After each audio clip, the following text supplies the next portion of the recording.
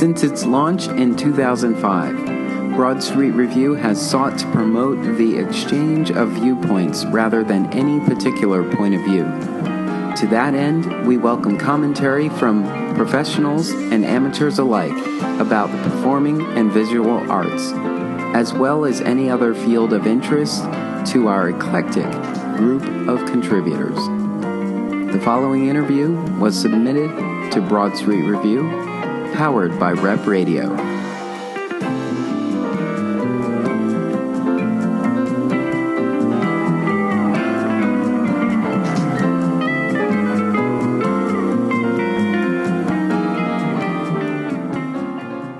I'm your host, Darnell Radford, and today I am in Rep Radio Studio C with, and we're here.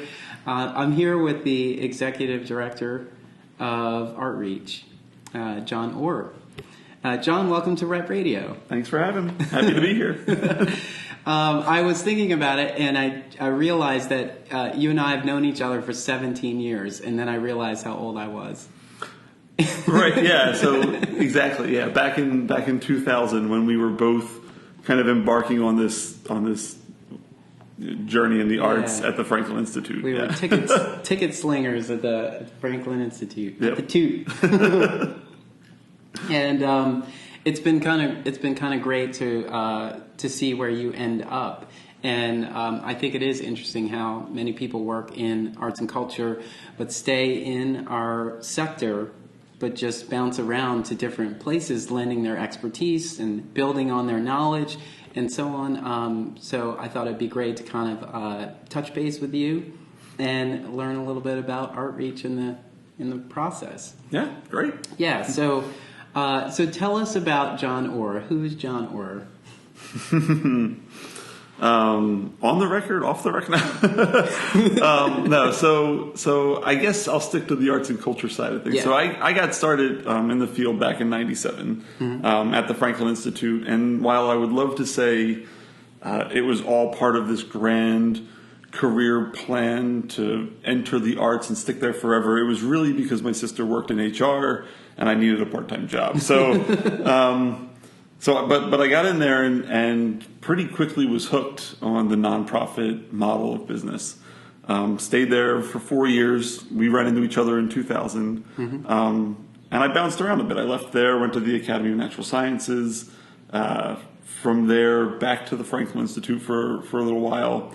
And at some point in that stretch, I was on this track of, in visitor services, thinking about what it would be like to be a visitor services director, but realized that I wanted for my own career something bigger. I wanted to be able to step back and look at the organization in a different way.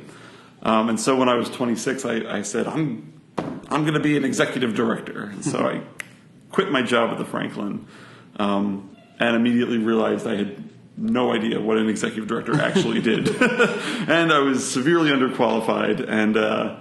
I needed to do some learning. So ended up taking a position as an executive assistant at the Masonic Library and Museum of Pennsylvania, down at the Masonic Temple on Broad Street.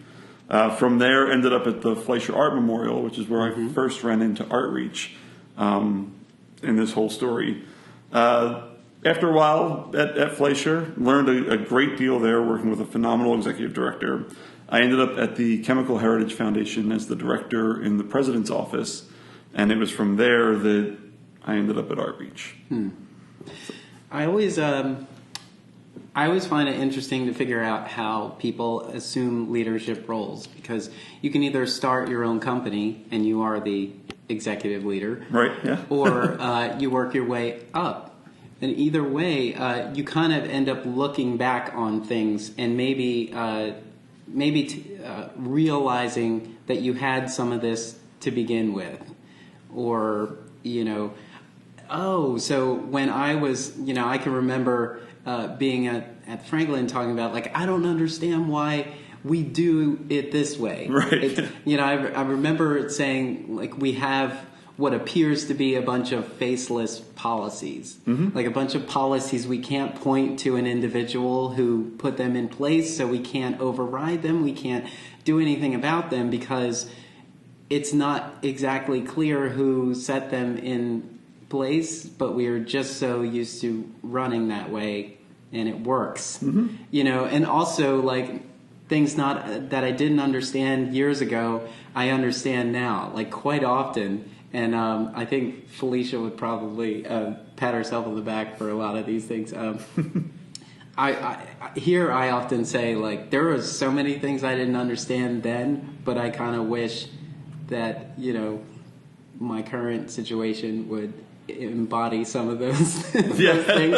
And I'm like, I kind of understand now because, you know, in the past it was, you know, I didn't have all the answers. Right. But there's just so many different ways to do things, and you find out what works. And as long as nonprofits have been in business, we're still learning. We're still learning every year, and I mean it's kind of clear by the annual meeting of the Cultural Alliance that basically says here's something that we usually the focus is something that we have appeared to have forgotten. Right. Yeah. And now we have to do it. Like last year was all about inclusion, and it was like, really, we've been operating this long and inclusion wasn't our priority. Right. Yeah. Yep. But yeah, so it never this sector never ceases to amaze me, and as much as I've had positions in for-profit businesses, I always come back to arts and culture as well. Yeah. Well, I think what's nice about the arts and culture sector, especially in Philadelphia, is the willingness of the players in the sector to adapt to new changes and new challenges. So, you know, when we think about it as, you know, not even just from a you know, a faceless policy that exists over there and you don't know why, but you know, an acceptance of, hey, that program's been running for a little while, but it's been running in a way and I don't quite understand it. Let's do some evaluation. Let's look at it and tweak it and see if we can actually build it up to be something, you know, much more special than it is now. Let's build on the you know, the foundation that's there. At CHF, we always used to say, you know, I see further because I've stood on the shoulders of giants, right? That's the quote that everyone sort of runs back to when you're trying to think about growth in an innovative way. There were people who came before you. So. Yeah, definitely. And that is the benefit. I mean, sometimes you're looking back and saying, now that was a great leader. Yeah. But because you can acknowledge that was a great leader, you can be a better leader. Right. You know, because you're paying attention and now it's hindsight. Right. And there's you know, there's that aspect, and then there's the aspect of I'm going to make my mark and I'm going to take the risks that I feel fall in line with the mission of the organization and my vision as the leader here. So I think marrying those two is where you start to see really great innovation within arts organizations, and you start to see places sort of bubble up a little bit more. Yeah, cool. So tell us about Artreach. Sure. Yeah. So Artreach is we're just a small, tiny little nonprofit here in the city. We have 5 people. We were founded in 1986, and our founder Joyce Bird was a choreographer. And the story goes that she was getting frustrated because she would look out in the theaters and see all these empty seats. And her husband worked in human service, serving people with disabilities, and he was getting frustrated at his job because of the lack of arts programming for people with disabilities. I mean, keep in mind, 1986 was 4 years before the Americans with Disabilities Act was law. We like to pretend that it was a frustrated conversation over dinner of, we've got empty seats, we've got no arts, and boom, Artreach was born. And really it started off as, you know, Joyce running around, getting a handful of theaters to donate a few hundred tickets to the organization that she would distribute for free to people with disabilities. And that was it. It was basically a ticket subsidy program. Over the years, there were more places that wanted to give away tickets, and then there were more people who were claiming them.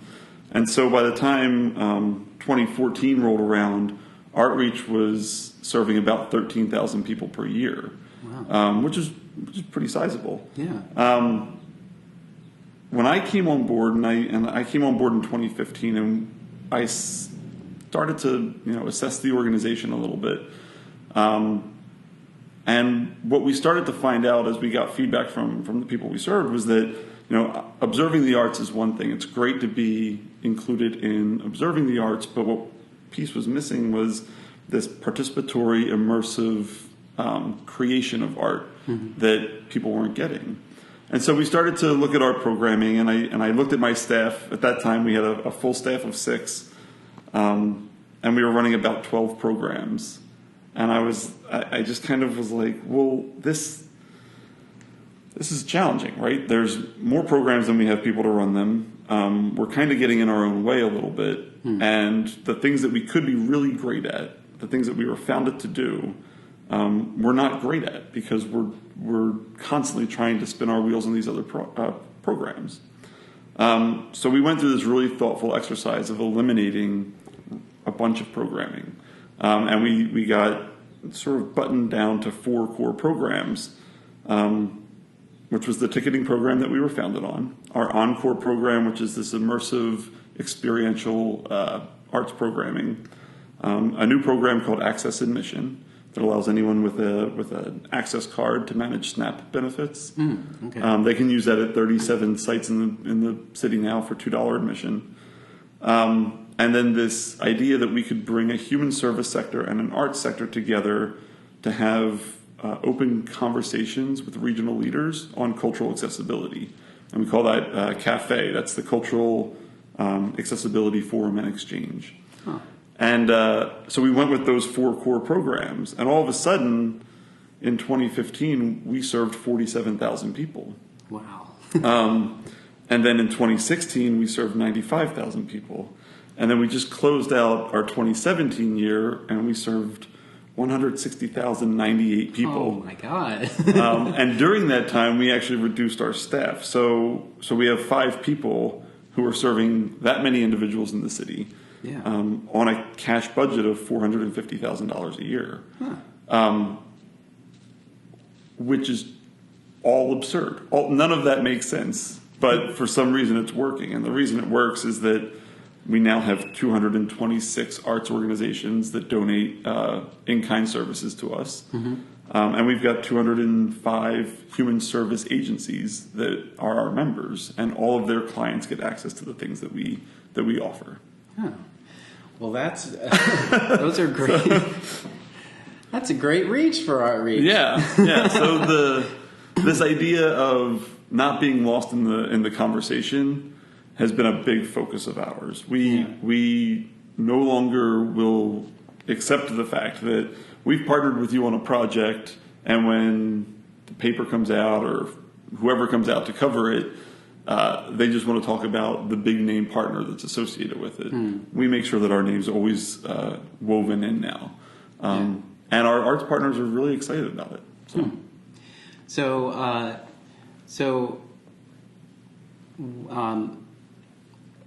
So by pulling back your reach, you actually extended your reach. Yeah, we focused what we were good on, and we became great at it.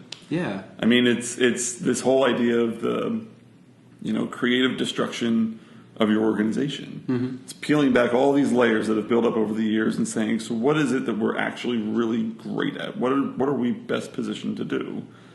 And then focusing your resources there. We're tiny, right? We're, as far as nonprofit organizations, I mean, there's a lot that are smaller than us, but there's a whole lot more that are bigger than us. Yeah. And there's only so much we can do. And so if we're going to put forth all this effort every day, we're going to do it in ways that we feel can have the most impact on the city. Right.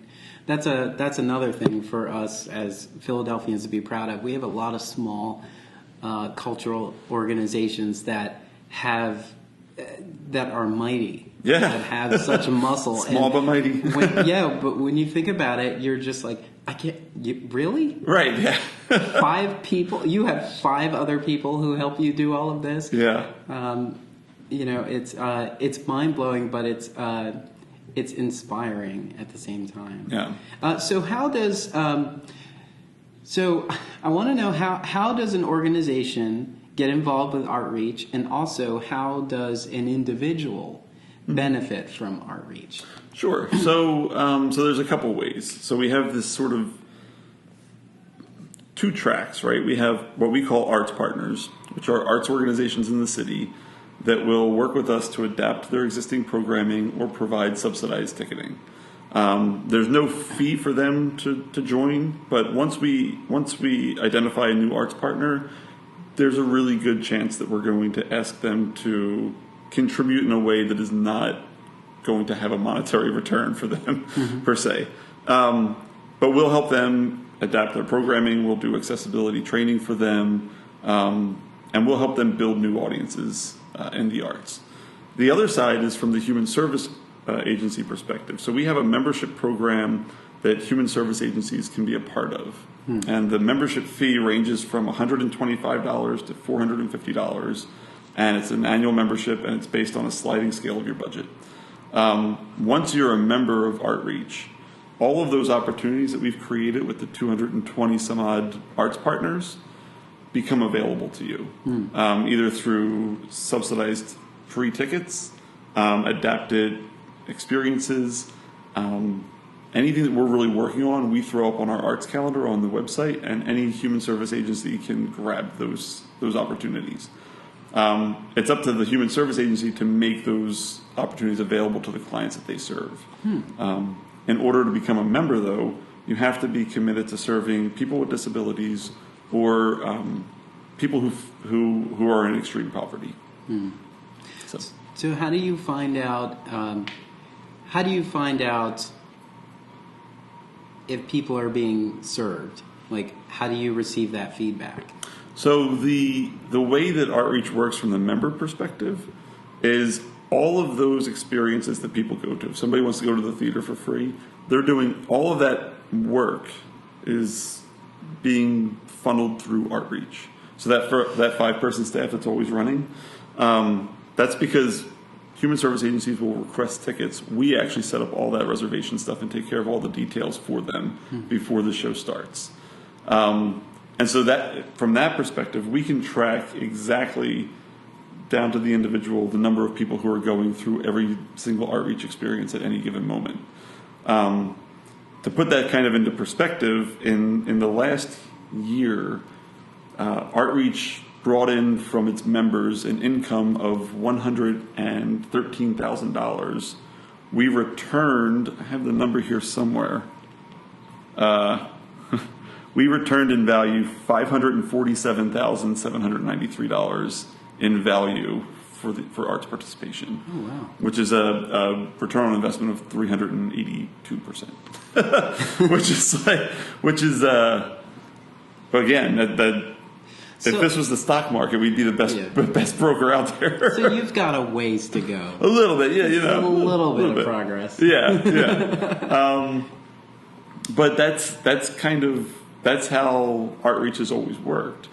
The new piece for individual and independent people who want to have more of a sense of independence in their arts engagement, that's where our program Access Admission comes into play. So Access Admission is a program that we run in the city, and there's, like I think I mentioned earlier, there's 37 partners, mostly museums, gardens, historic sites, and they've all agreed to accept the access card that gets distributed by the state to manage food benefits and medical benefits.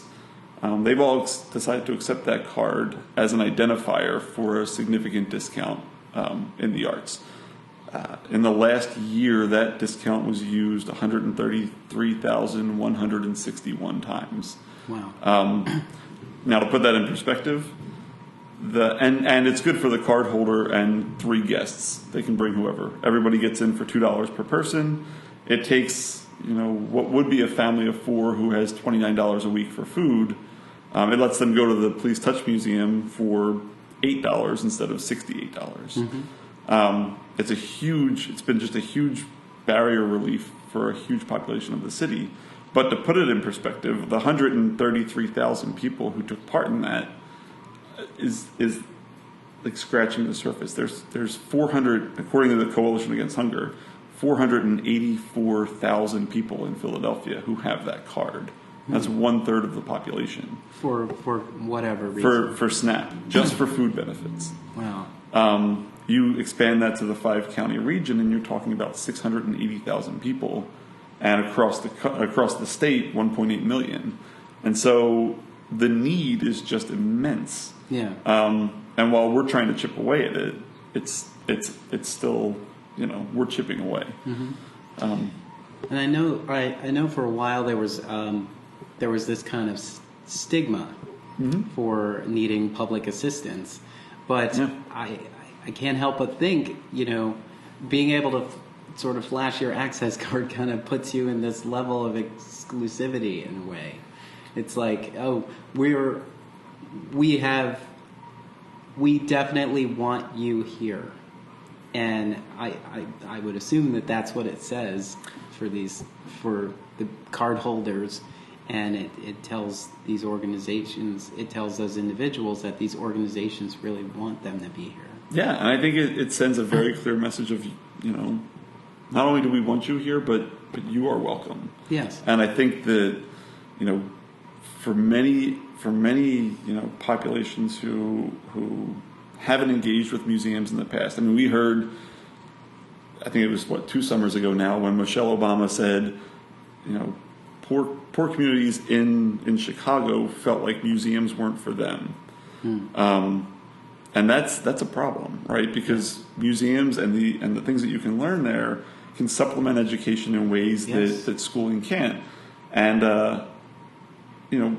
just making that available to people is a big part. Mm-hmm. So having this program in place that removes not only the barrier of getting in, but takes away the whatever perception or the sting of stigma that people may associate with that card. It just makes it such an easy interaction. You go up, you show a card, the same as it would be a military ID, a student ID, a AAA discount. I'm trying to think back to my museum days now, all the different cards we took. I know. I think we just took over. There's another card program that we accept now that uses a tablet. Yeah, I forget what that one is. But you show it. No one around you even knows that is happening. Yeah. You can take your kids. Your kids don't have. I mean, they don't know that it's happening. I mean, it normalizes the experience for people in a way that is necessary for the arts community to do, and that really creates a much less stressful atmosphere for people. And it's no different than having a coupon or a gift card. Right. It's like, I've got an in. Right, exactly. And actually, that's the part that's really cool about it. It's like, things aren't that great for us right now, but we're working on it. But we have an in culture. Yeah. So we're not going to sacrifice culture because, life is tough. Yeah. Which I think is really great. Yeah, and it's, I mean, from a program impact standpoint, we're talking about 133,000 people who went to a museum last year because of this program. We're talking about reducing the cost barrier for those people by more than $1.8 million in the last year. Mm-hmm. And we're talking about increasing revenue for the arts and culture sector by over $250,000 in the year, because, frankly, access card holders were not in a position to attend museums regularly. Yeah. And now they can. So it's one of those unicorns, right? It's a win-win-win across the sector. So that's a great example of how we're making arts and culture accessible to the community. In your opinion or in your observation, is there more that we can do, and do you have more ideas? Yeah, I mean, I think absolutely. We to think that the Siri thinks that's an interesting question. Oh, that's good. To think that we've solved challenges is not even remotely accurate. Yeah. I tell people all the time, with regard to Outreach's work, if I look at the actual number of unique individuals who go through our programming on the disability side, it's probably about 27,000 people with disabilities going through our programming. The population in Philadelphia is 19, or the percentage of people with disabilities who self-identify is 19%, according to the last census, right? So that's about 275,000 people, right? So even though we are an organization perfectly situated to serve the disability community, we're tapping 10%, if that. And so from our perspective, we have to figure out why that is. Why is there a bottleneck that's not happening? Yeah. And what programs do we need to start building and putting in place to reduce the barrier of participation for that other 90% of the community?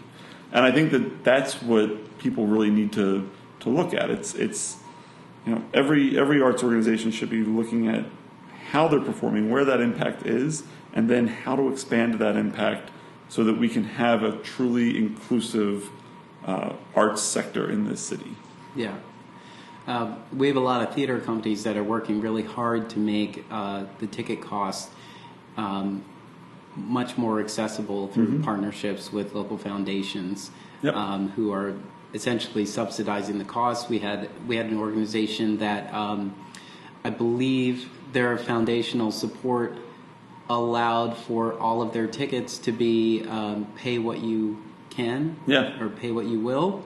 And basically all you had to do was reserve. Yeah. So you could reserve, and now we have way more people experiencing the work. And trying to pull away from butts in seats as the terminology, but I imagine it does on so many levels to just be able to look around a room and say everybody's here, so I guess I'm at the right place. Yeah. Right now, and we're all experiencing this in this moment, and now we're all going to walk away with this experience. And then you dig deeper to think about, this is something that I didn't think I was going to be able to take advantage of, but now I can.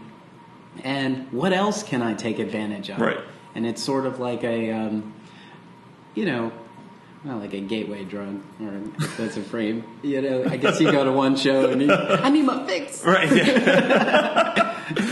That's like me. Are you projecting? Yes. I saw 97 theatrical productions last season. My goodness. Of which I did interviews for 61 of those 97. Mm-hmm. And sometimes I look at it as, how am I just consuming all of that, and what am I getting from it? Yeah. Is it work? Am I just processing it like we binge watch TV or so? But I feel so much better, and I feel so moved whenever I'm immersed in the arts and culture that we have here, because it's just I feel like everyone is putting a whole lot of effort into making sure that the message they're delivering is a valid message. Mm-hmm. And when you're able to walk out of a space and then pull in the rest of the world and pull in the relevance of what you just experienced, and in relation to what's going on outside the world, mm-hmm. it just makes things make more sense. Right. Now. Yeah. So not to put you on the spot, but can I use you as a litmus test for just a moment?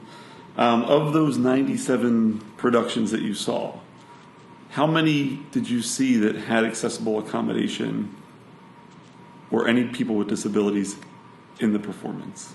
In the performance. Or that's one aspect. Well, or with ASL interpretation or other accommodations being provided.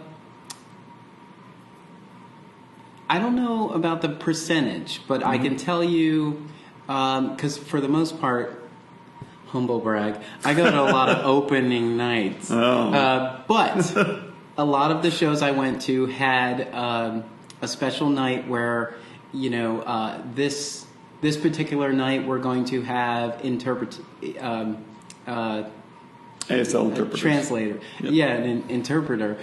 So there were quite a few companies that had a special night for that. Mm-hmm. I think I have definitely been in spaces. Well, some of the newer spaces are thinking about how to be more accessible. Whether it's, can we easily move these 2 chairs to provide wheelchair access, or are we ADA compliant?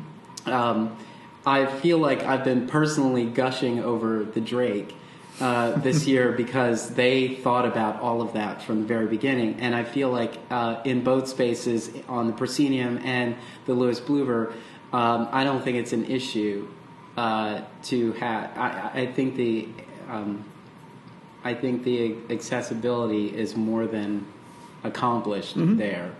I've been to places where maybe it's a historical building where they've got a grand staircase, but now they've put in a ramp. Right. That makes things a lot more accessible too. So in my observation, I don't think that any of the spaces, especially here in Philadelphia, that I've been to had any kind of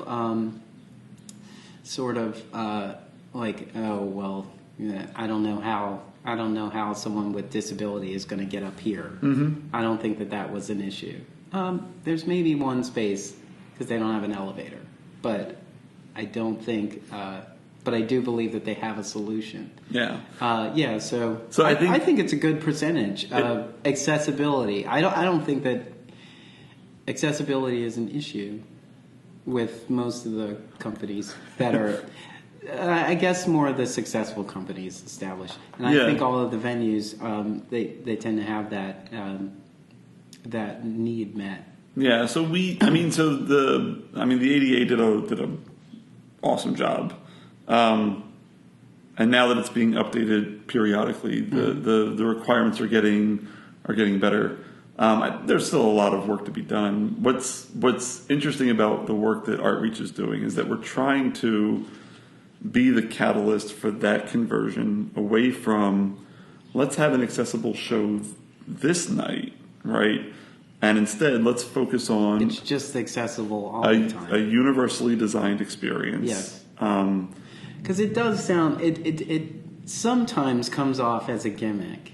Sure. And you're right. We do need to pull away from that. And I think for the most part, I don't really feel like that, but that's why I sort of pointed out the Cultural Alliance at the beginning, because they were making this point of talking about inclusion like we had been ignoring it, and they sort of brought to light that that it is not high on the priority, high on the level of priority. We're getting there though. I mean, I think at least we're trying. The one mantra that we always talk about at Artreach is that this idea of disability is not a product of diagnosis, right? People are people, and we are the way we are. Rather, disability, the inability to do something, is more of a product of design. And I say it on almost every meeting that I'm in now. Design is something we all have agency over, right? We control it. And if we control it, we can change it. And we can make the world more accessible. Yeah. All we have to do is change the world. So that's what Artreach is trying to do. Trying to tell people that, no, if you have a group of people who are coming through and the people are blind or visually impaired, and you want to show them an art space, they may not be able to see the image or see the painting or whatever, but what can you do around that experience that makes it more accessible, right? You take a piece of foam core with a picture of that painting and you outline it in a hot glue gun, right? It creates a raised image of that painting. Yeah. You take a Ziploc baggie with, and the Barnes is great at this. We work with the Barnes on these programs all the time. You take a cotton ball dipped in essential oil in a Ziploc baggie that mimics the smells that you would associate with that painting in front of you. And then you can start to create a sensory experience around it. These aren't expensive solutions to accessibility. This is $4 at Target. or one of the art stores. Right, yeah. Yeah.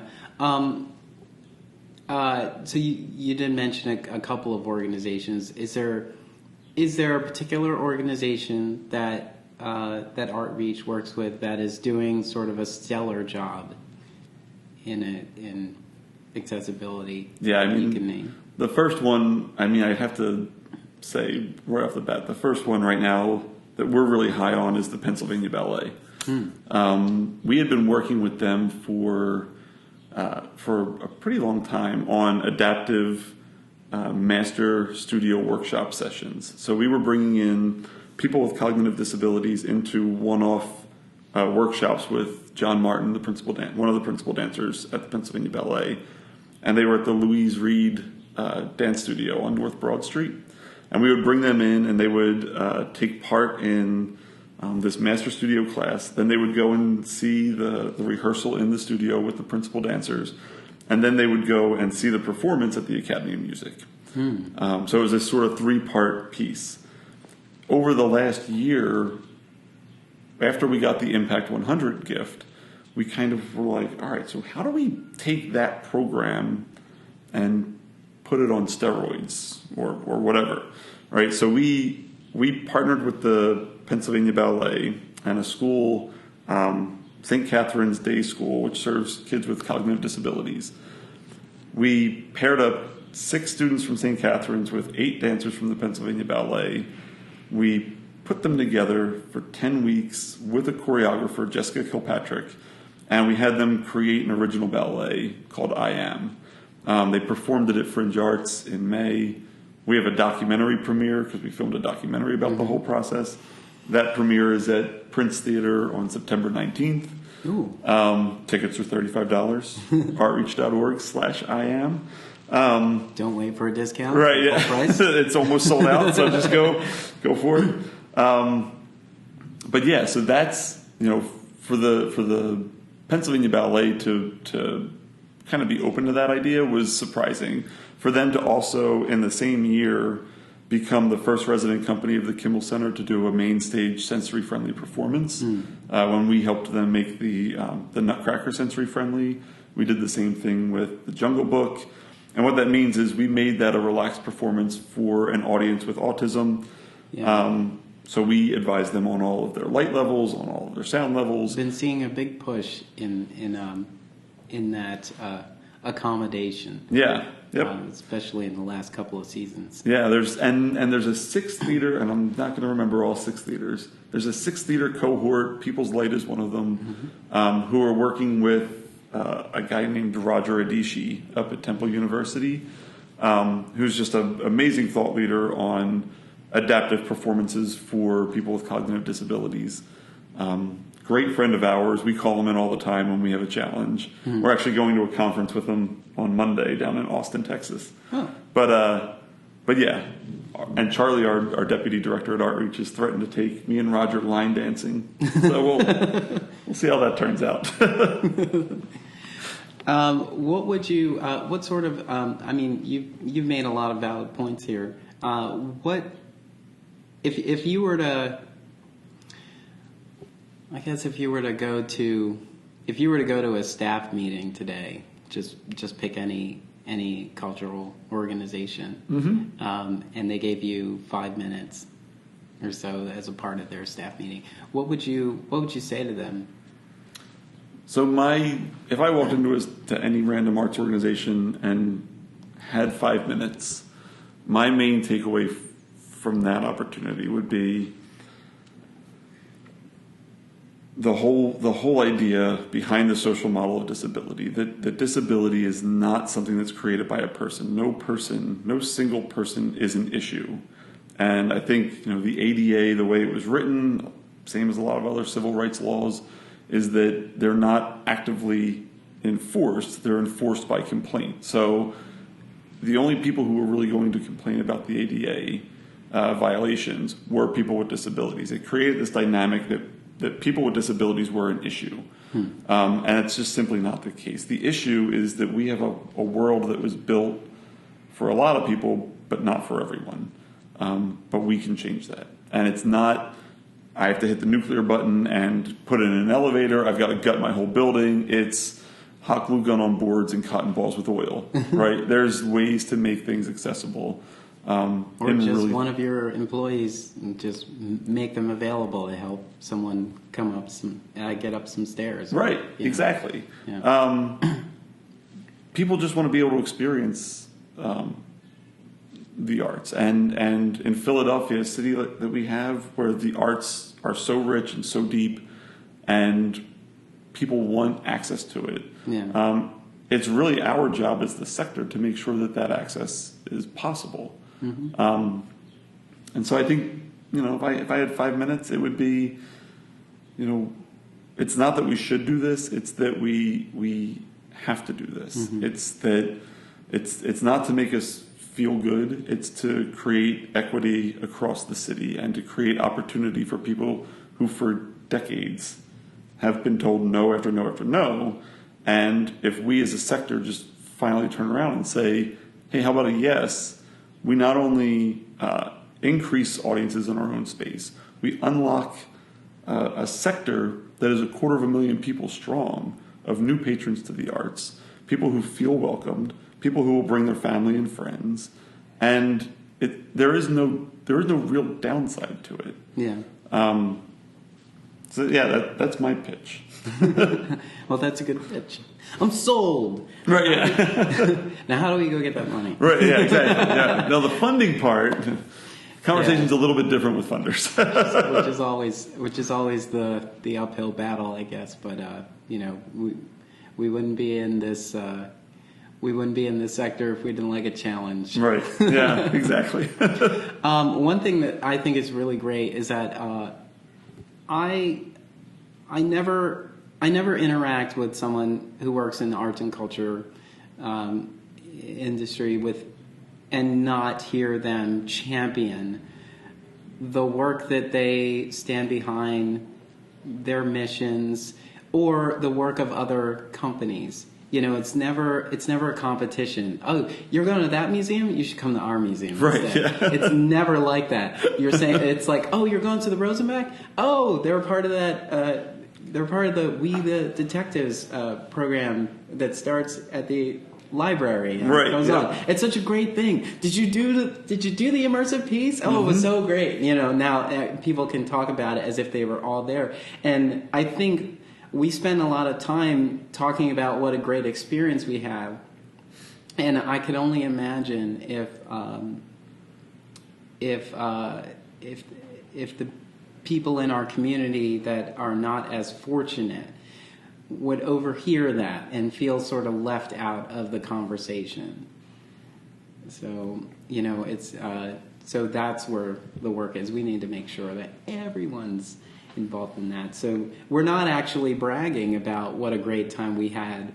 We're actually promoting what a great time you can have. Yeah. Or you can have if you go too. Oh, you should definitely go. It's it's closing this weekend, but you have time, and there's still tickets, like you just said. There's still tickets, so you don't miss it. But so one of my favorite parts about working with Artreach is that we not only value that, but we actively cultivate feedback from end users on the experiences that we're creating. So if we're going to create an accessible experience, we want voices in the room of people with disabilities who can really help guide and shape that process, right?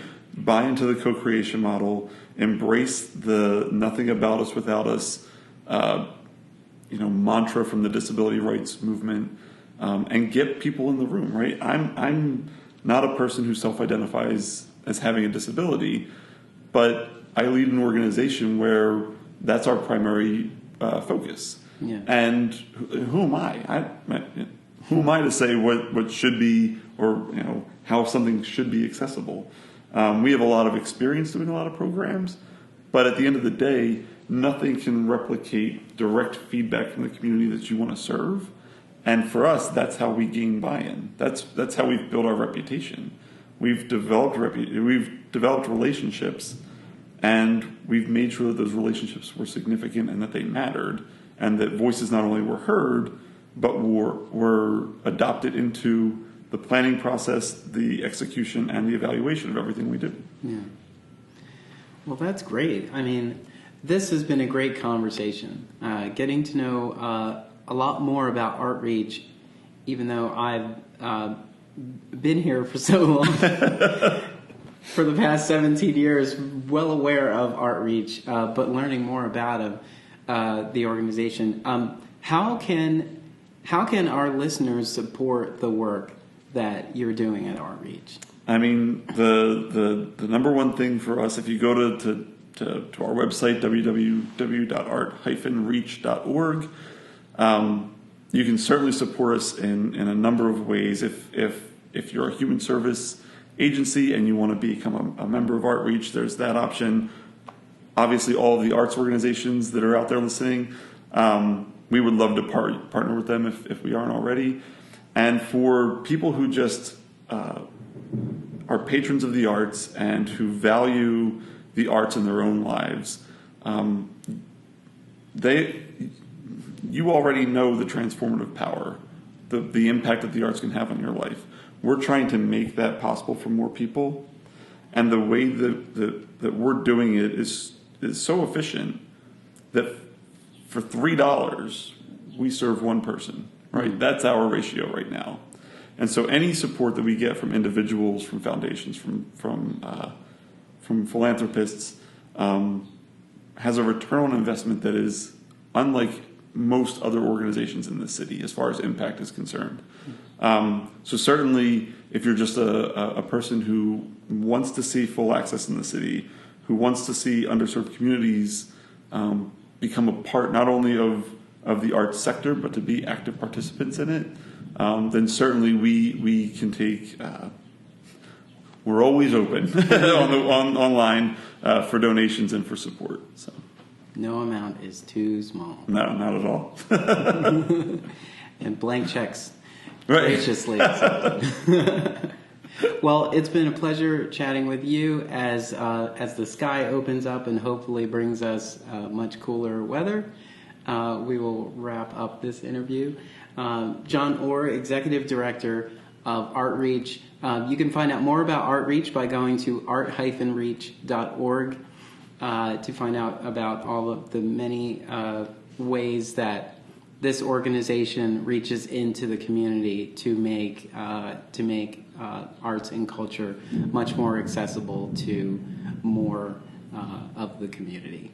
John, it's been a pleasure. Awesome. Thank you so much. Great to hang out with you again, Darnell.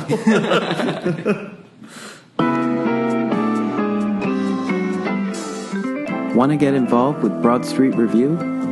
Head on over to our website at www.broadstreetreview.com and click Get Involved at the top. While you're there, help keep us running and click Contribute to find out how. Connect with us on social media, on Facebook and Twitter at Broad Street Review. Thank you for helping to keep the conversation going.